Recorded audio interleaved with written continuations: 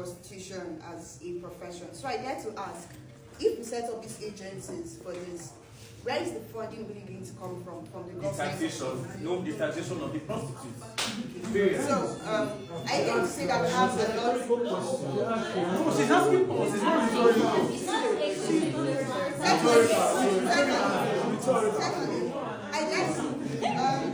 Secondly, you said legalization of prostitution would allow for dignity of people.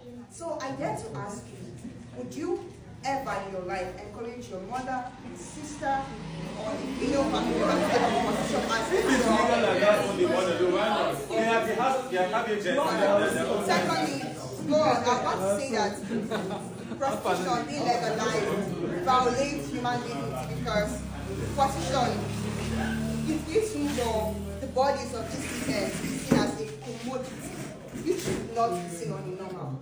I mean, women should be allowed to own their bodies and should not be allowed to be subjected to things that make them see their bodies as commodities for sale. It should not be so, because being so, you end up using their self-esteem, their self-worth, and in the long run, you may end up not being very useful to society.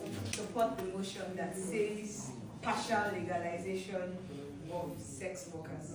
Now, partial legalization does not mean completely saying, oh, this should be accepted in society.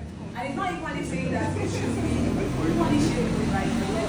So we want to come to a point where we can bring protection to these sex workers while trying to, improve their lifestyle and give them a different viewpoint on how to cater for themselves, right?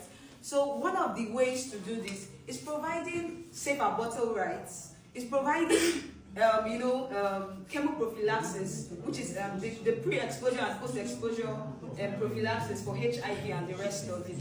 Also, there are other things you do, because you have to consider the menace or the effects to have on public health.